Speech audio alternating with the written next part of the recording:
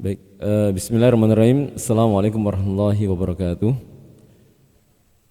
Alhamdulillah wassalatu wassalamu ala Rasulillah wa ala alihi washabihi wa man walah, la haula wala quwwata illa billah, amma ba'd. Alhamdulillah, kita hari ini akan mengkaji tentang pengantar sejarah peradaban dan pemikiran Islam, ya. Kalau kita lihat sejarah itu dari kata syajarah, ya. Syajarah itu pohon, ya. Mulai dari akar, kemudian tumbuh, ya, ada batangnya, kemudian ada cabang-cabangnya, ada buah dan daunnya itu.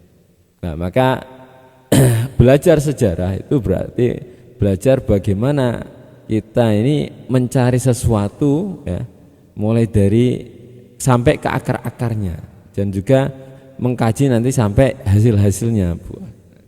Nah, jika dikaitkan dengan peradaban dan pemikiran Islam, maka ini akan dibatasi ketika Islam mulai muncul, ya, katakanlah pada masa Nabi kita Muhammad SAW, ya, dan bagaimana kemudian peradaban ini melahirkan masyarakat yang beradab dan berperadaban, dan juga kemudian memunculkan pemikiran-pemikiran yang lahir pada era-era peradaban tersebut, ya. Nah, jika kita mengkaji peradaban, terutama di pasca sarjana di ilmu agama Islam program magister, ini yang bisa kita ampu itu, ya. Kita akan mengkaji peradaban mulai dari masa Rasulullah SAW, kemudian masa Khulafaur Rasyidun, kemudian Daulah Umayyah, Daulah Abbasiyah, ya, dan juga nanti ada Islam Eropa mulai dari Daulah Andalusia, Daulah Umayyah yang kedua di Andalusia, dan juga Islam di Turki, karena ini Eropa, ya. Jadi jika Islam Andalusia itu adalah perbatasan antara Spanyol dengan Afrika, nah itu. Kemudian kalau di Turki ini adalah antara Eropa dengan Asia, seperti itu. Hingga nanti kita mengkaji tentang Islam di Indonesia. Nah, alhamdulillah untuk kajian ini, atau karena ini hanya pengantar, ya. Jadi kita itu akan mengkaji 5 buku yang sudah saya siapkan, ya. Mulai dari era Rasulullah. Jadi ini adalah buku yang akan kita kaji. Jadi bagaimana Rasulullah SAW membangun peradaban Madinah, ya, membangun peradaban Madinah. Mulai yang sebelumnya Arab itu, ya, katakanlah tidak dianggap sebagai bangsa yang memiliki peradaban, terutama di Jazirah Arab, atau terutama di tempat di mana Rasulullah ini dilahirkan, yaitu Mekah. Sehingga Romawi dan Persia yang saat itu menjadi kekuatan dunia ini menganggap hal yang ngapain sih jajah Arab, enggak ada apa-apanya, gitu, ya. Nah, tetapi ketika Rasulullah SAW diutus, ya, dalam waktu 23 tahun, 13 tahun di Mekah dan 10 tahun di Madinah, bagaimana Rasulullah mengubah peradaban masyarakat Arab, menjadikan masyarakat yang beradab, kemudian menjadikan masyarakat yang jahiliyah menjadi masyarakat yang beradab. Tidak hanya itu, bagaimana masyarakat ini kemudian mampu membalikkan keadaan yang dulunya Romawi dan Persia menjadi penguasa peradaban. Nah, setelah Islam hadir yang dibawa oleh Rasulullah Muhammad SAW, ini bagaimana orang-orang Arab, orang-orang Islam mampu memimpin peradaban. Tapi karena ini akan juga dikaitkan dengan hukum Islam, di samping peradaban, kita juga mengkaji tentang pemikiran, ya, dengan hukum Islam. Bagaimana hukum Islam itu tumbuh berkembang, atau pada masa-masa Rasulullah SAW itu, ya. Nah, kemudian setelah itu kita kaji tentang bagaimana peradaban yang muncul pada masa Khulafa Ar-Rasyidun, yaitu Sayyidina Abu Bakar, Sayyidina Umar, Sayyidina Utsman, Sayyidina Ali, selama 30 tahun itu, ya. Jadi dan juga mengkaji pemikiran yang berkembang hukum Islamnya. Nah, sehingga misal ketika kita lihat, ya, ijtihad baru yang dimunculkan oleh Sayyidina Umar bin Khattab misal, atau mungkin pada masa Sayyidina Abu Bakar, ini terkadang ijtihad ini seakan-akan tidak ada pada masa Rasulullah. Kok bisa mereka mengamalkan yang tidak diamalkan Rasulullah? Iya bisa. Contohnya misal pada masa Abu Bakar ini sudah dibangun Baitul Mal. Jadi kalau sekarang itu kayak BI-nya Indonesia itu ya, Baitul Mal ya. Dan itu kemudian dilanjutkan oleh Umar. Begitu juga misal pada masa Umar itu memberikan hukuman ya, kepada orang yang mabuk itu 2 kali lipat yang diberikan oleh Rasulullah atau di dalam hadis atau Quran itu ya. Jadi hukuman cambuk bagi orang yang minum khamr itu 40. Tapi pada masa Umar ternyata diberikan 2 kali lipat. Ini masa Sayyidina Umar. Dan banyak lagi ijtihad Sayyidina Umar yang seakan-akan tidak ada pada masa Rasulullah. Bahkan misal dalam sholat tarawih itu. Jadi mulai viral sholat tarawih berjamaah itu pada masa Sayyidina Umar. Karena dulunya sahabat cuma sholat sendiri-sendiri. Tapi kemudian Umar menggabungkan itu sehingga kemudian mengatakan wa ni'matul bid'atu hadhihi. Bahkan sesungguhnya nikmat-nikmat atau sebaik-baik bid'ah itu adalah yang ini gitu. Jadi antara Rasulullah sampai khulafa ini ada dalam buku satu ini. Kemudian yang kedua adalah kita mengkaji tentang Daulah Abbasiyah Umayyah.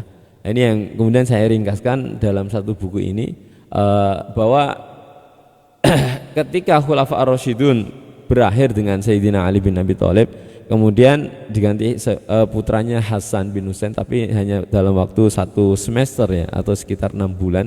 Ini kemudian kepemimpinan beralih kepada Sayyidina Muawiyah. Dari Sayyidina Muawiyah inilah kemudian yang dahulunya daulah Islam atau pemerintahan Islam yang dibangun oleh Sayyidina Ali bin Abi Thalib dari Madinah kemudian berpindah ke Kufah. Nah, ini berpindah lagi ke Syam. Nah, disinilah daulah Umayyah tumbuh selama 130 kurang lebih 90 sampai 100 tahun ya. Ini daulah Umayyah di Damaskus. Lah, di sini juga tumbuh pemikiran-pemikiran Islam yang luar biasa yang kemudian nanti memunculkan 2 madhab besar di dalam Islam ya. Ini atas perjalanan para sahabat dalam berdakwah, ada yang di Madinah, ada yang di Kufah ya, dan di tempat-tempat lain.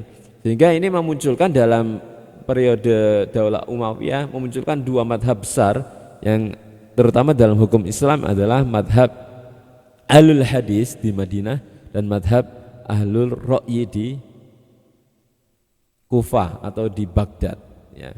Jadi itu menisbahkan kepada ya, murid-muridnya para sahabat yang saat itu berdakwah. Lah, ini kemudian juga berlanjut hingga pada masa Daulah Abbasiyah.